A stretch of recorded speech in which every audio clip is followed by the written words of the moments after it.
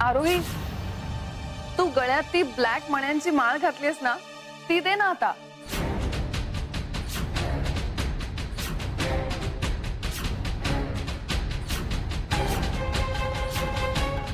हो, कारण फेरे झाल्यावर नवरा नवरीच्या गळ्यात ती माळ घालतो, मला माहितीये. पण इथे ती माळ कोणाच्याच गळ्यात नाहीये, फक्त तुझ्याकडे. दे ना मला प्लीज.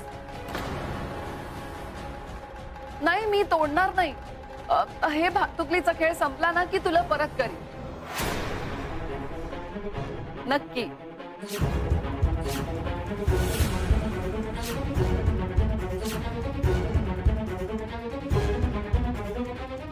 दे ना.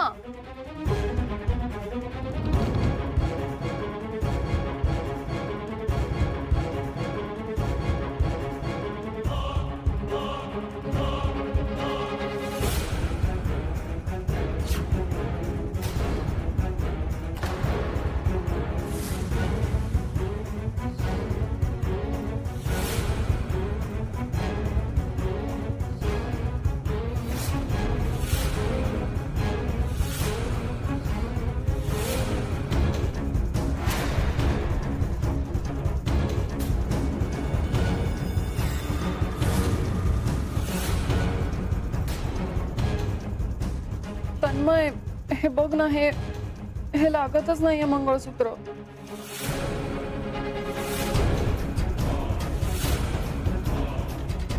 बघ ना, मला हेल्प कर ना थोडीशी. प्लीज मदत कर माझी.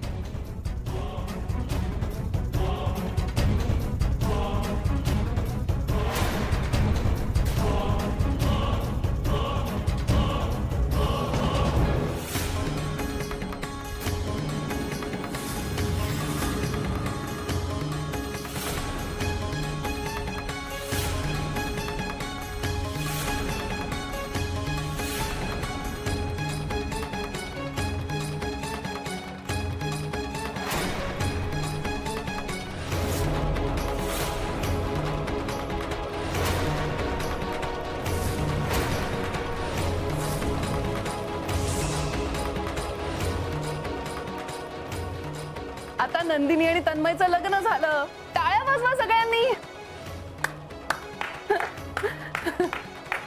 नंदिनी आणि तन्मयचं लग्न झालं. आता नंदिनी तन्मयची बायको.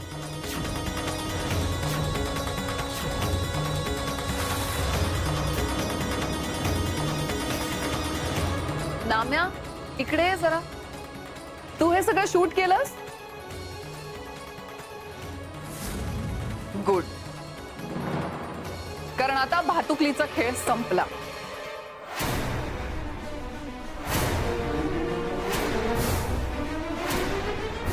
आता नंदिनीचा खरा डाव सुरू झालाय. या क्षणापासून मी मिसेस नंदिनी तन्मय पारखीये.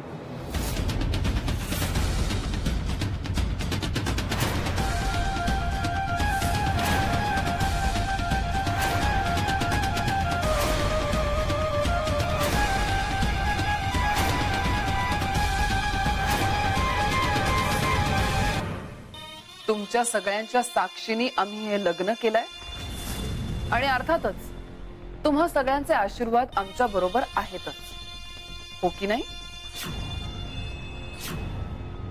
नंदिनी, अगं काय बोलतेस तू? हे भातुकलीचा खेळ मांडला होतास ना तू? हा सगळा खेळ मांडला होता माझा खरा डाव साध्य करण्यासाठी.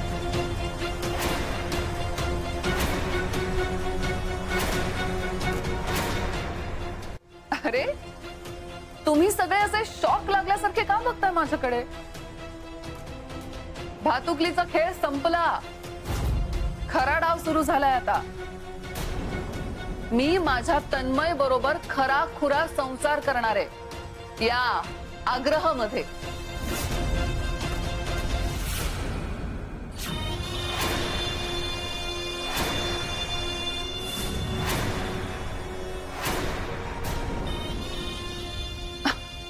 अरे, यासाठीच तर मी हे सगळं घडवून आणलंय.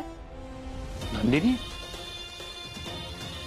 म्हणजे तुझ्या मनावर झालेला परिणाम, तो मानसिक आजार, हे सगळं नाटक. ते सगळं फक्त एक नाटक होतं पप्पा.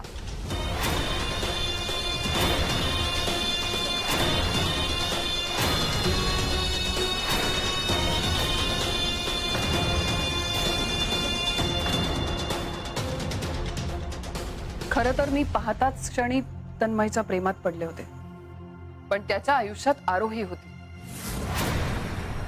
मग मी तन्मयच्या आयुष्यातून आरोहीला कायमचं काढण्याचा निर्धार केला.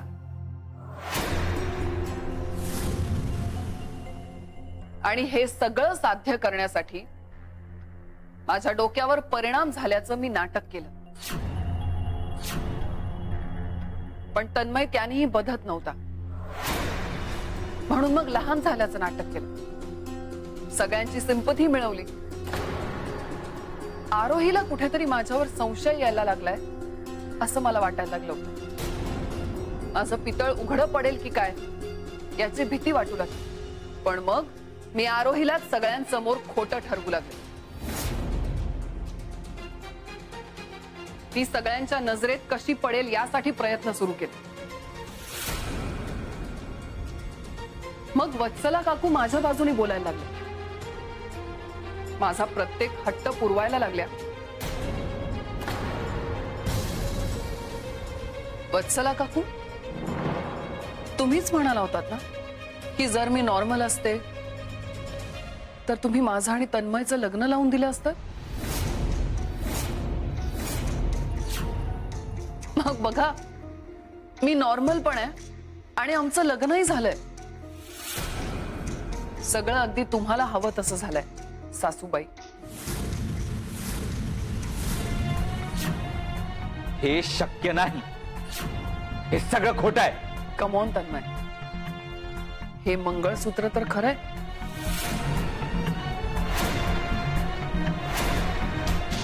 हे तू स्वतःच्या हाताने सगळ्यांसमोर माझ्या गळ्यात घातलंस ना. आपलं नातं खोटं आहे आणि मी तुला बायको म्हणून कधीच स्वीकारणार नाही. तसं जर केलंस ना तर तूच अडचणीत येशील, कारण मी तुझी बायको असल्याचा पुरावा आहे माझ्याकडे. I don't care. You don't care, पण कायदा हेच मानतो.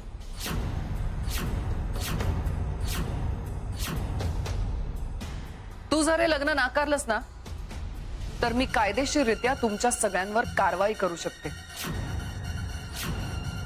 तुझं पहिलं लग्न झालेलं असताना मला फसवून तू माझ्याशी दुसरं लग्न केलंस. रादर तुमच्या अख्ख्या परिवाराने हा प्लॅन केला हे मी कोर्टात सिद्ध करू शकते. नंदिनी, तू असं काहीही करणार नाहीस. पप्पा कम ऑन, मी किती आणि काय करू शकते हे तुमच्यापेक्षा चांगलं कोणाला माहिती असू शकतं.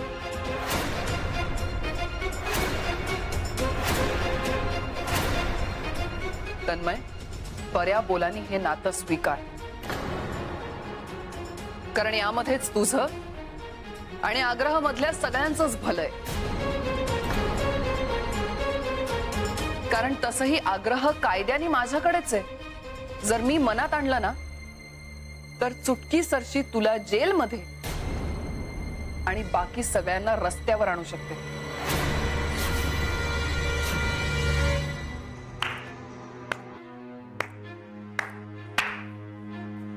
वा नंदिनी वा, तू इतक्या खालच्या पातळीला जाशील असं वाटलं नव्हतं मला. ए, तुला काय वाटलं होतं, काय वाटलं नव्हतं याच्याशी मला काही घेणं देणं नाहीये.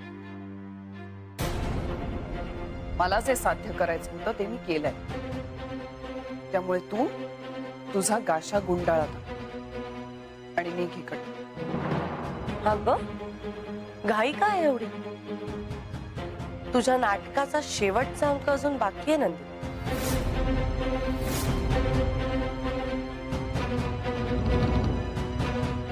तू स्वतःच्याच हाताने स्वतःच्या पायावर कशी पुरण मरून घेतलीयस याची कल्पना तरी आहे तुला? तुझा फाजील आत्मविश्वास या खेपेला घातक ठरणार आहे. हे बघ, माझी ना प्रत्येक चाल कॅल्क्युलेटेड असते. असेलही, पण या वेळेला तुझं कॅल्क्युलेशन चुकलं. आय मीन तुझी थोडी गल्लत झाली नंतर.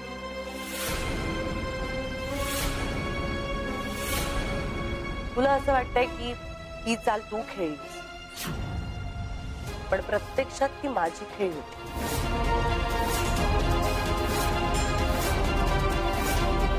नंदिनी, तुझ्या विचित्र वागण्याचा मला अनेकदा संशय येतो, पण ज्या दिवशी तू तुझ्या जन्मदात्या बाबांच्या गळ्यावर सुरा ठेवलास ना, त्याच दिवशी मी तुझा खरा रंग ओळखला. आणि त्यानंतर तर तू सगळं खरं खरं बोलून मोकळी झालीस माझ्यासोबत. मग मी सावध झाले आणि त्यानंतर मात्र मी ठरवलं की आता तुला चांगलाच धडा शिकवायचा. पण माझ्या अंदाजापेक्षा जरा जास्तच चालाक निघालीस तू. तुझ्या हुशारीने तू मला सगळ्यांसमोर खोटं ठरवायला लागलीस. मग मी आईंना विश्वासात घेऊन सगळं सांगितलं आणि त्यानंतर त्यांनीच माझी मदत करायचं ठरवलं.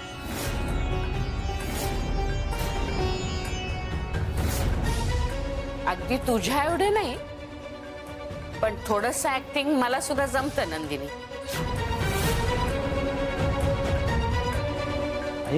तू सुद्धा? अरे काय करणार मग, या नंदिनीला खरं वाटावं म्हणून मला आणि आरोहीला काय काय नाटकं करावी लागली. आणि म्हणूनच मला तुझ्याशी खोटं वागावं लागलं.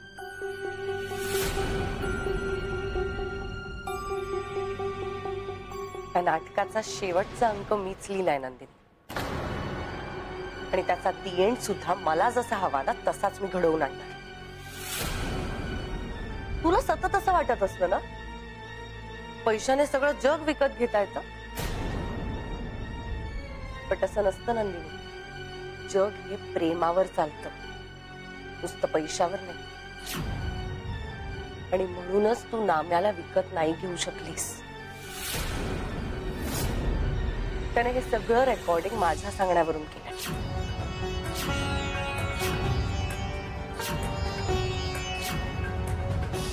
तू जेव्हा नाम्याला सांगितलंस की आमचं लग्न रेकॉर्ड कर, त्यानंतर तो माझ्याकडे आला होता नंदिनी. आरोहीताई, त्या नंदिनी मॅडमनी मला भावला भावलीचं लग्न अगदी व्यवस्थित शूट करायला सांगितलं. असं कोण करते का? नंदिनी करूच शकते. म्हणजे अरे म्हणजे तिला असं वाटत असेल की तिच्या भावला भावलीच्या लग्नात सगळं खरं खरं व्हावं, मग खरं खरं शूटिंग करायला काय हरकत आहे. तिने सांगितलंय ना नाम्या, मग करून टाकतो शूट. त्यात टेन्शन घेण्यासारखं काहीच नाहीये. पण आरोहीताई, तुम्हाला खरंच असं वाटतंय फक्त ते भावला भावलीचं लग्न असेल? मला तर कधी कधी वाटतं की ते वेडे बनण्याचं नाटक करतायत.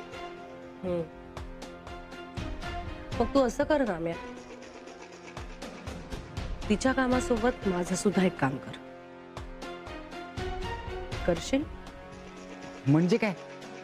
तुमचं काम आहे तर करीनच करीन, पण काम काय?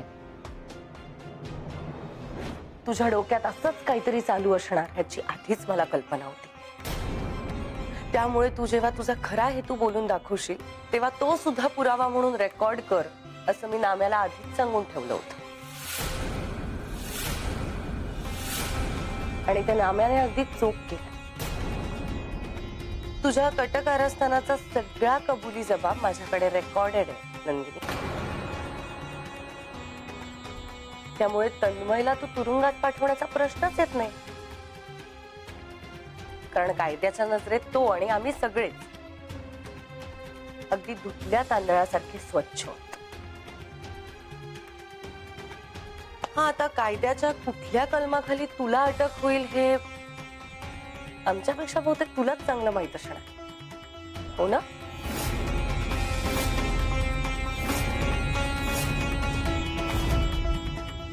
नाही आरोही, हे बघ तुझा काहीतरी गैरसमज होतोय, काहीतरी चुकतंय. काय चूक आणि काय बरोबर हे पोलीसच ठरवतील आता. इन्स्पेक्टर, आत येऊ शकता तुम्ही.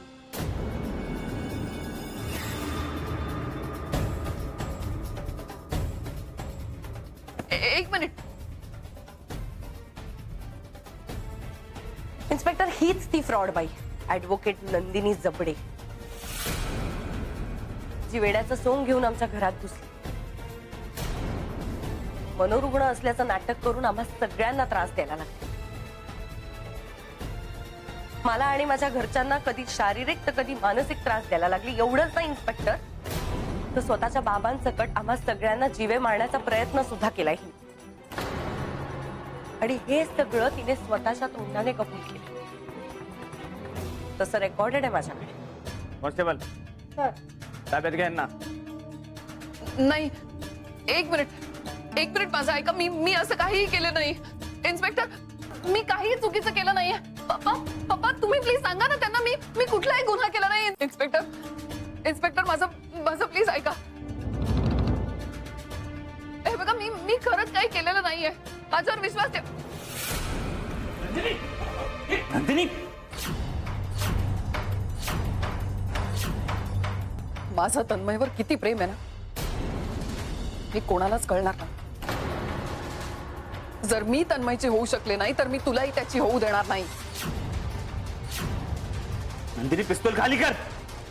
तन्मय, तू आमच्यामध्ये पडू नकोस. तुला राहा. जर एक पाऊल पुढे टाकलंस ना तर मी हे ट्रिगर ओढेन आणि आरोही जिवंत राहणार नाही. तन्मय, तू मागे हो बघू. मी आहे ना, मी बोलते तिच्याशी. मला तुझ्याशी काही बोलायचं नाहीये. तू जर आमच्या दोघांच्या मध्ये आलीस ना तर त्याचे परिणाम वाईट होतील आरोही. एक तर तू तरी मरशील किंवा मी स्वतःला संपवीन. नंदिनी, हे बघ, मी तुला अजून एक संधी द्यायला तयार आहे. हे बघ, झालं गेलं सगळं विसरून जा. मी तुला माफ करेन. मी कंप्लेंट सुद्धा मागे घ्यायला तयार आहे. फक्त त्यासाठी माझी एकच विनंती आहे तुझ्याकडे. नंदिनी, प्लीज आम्हा सगळ्यांच्या आयुष्यातून निघून जा आणि एखादा चांगला जोडीदार बघून लग्न कर त्याच्याशी. हाच पर्याय मी तुला देतेय. तू आमच्या आयुष्यातून कायमची निघून जा आरोही. मला बाकी कोणाशीच काही प्रॉब्लेम नाही, पण तू आमच्यामध्ये नाही राहू शकत. नंदिनी, वेडेपणा नको करू सगळं. माझं आणि तन्मयचं नातं जन्मोजन्मीच आहे. भातुकलीचा खेळ नाही अगं तो.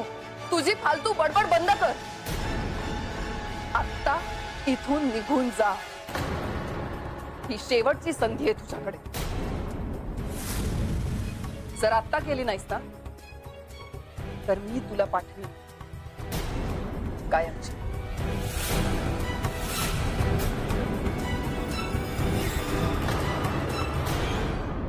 नंदिनी बाळा, ऐक मग. हे बघ पप्पा, तुम्ही मध्ये बोलू नका.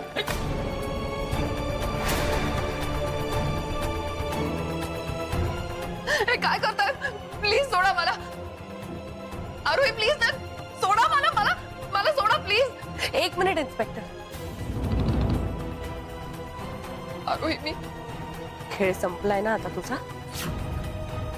मग खेळण्यासाठी माझी जी वस्तू घेतलीयस ना ती परत दे आता.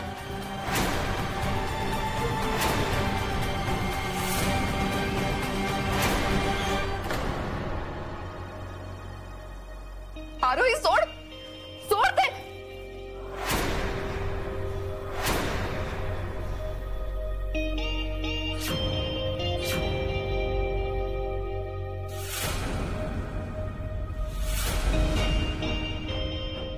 घेऊन चला यांना. सोडा मला, सोडा. एक मिनिट माझं ऐकून घ्या. पप्पा प्लीज सांगा यांना. सोडा. थँक्यू.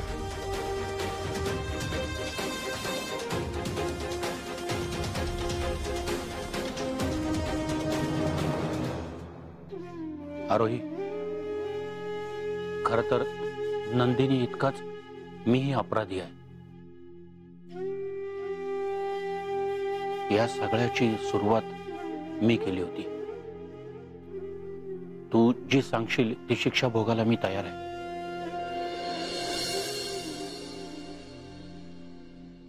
नाही राया काका. सुरुवात जरी तुमच्यापासून झाली असली तरी तुम्हाला तुमची चूक फार लवकर लक्षात आली आणि त्यानंतर ती तुम्ही सुधारलीत आणि चांगल्या मार्गाने जगायला सुरुवात सुद्धा केली.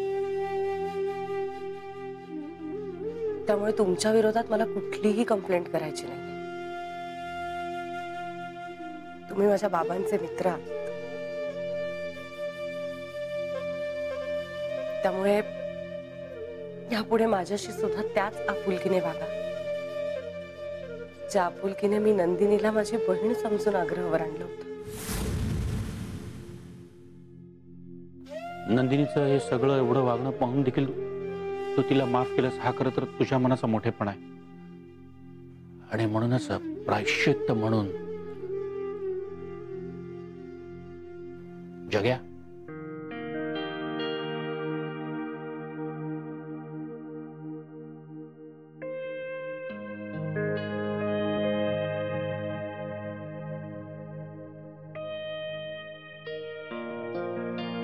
हे आग्रहाचे पेपर्स हे तुझे आहेत आणि कायम तुझेच राहतील.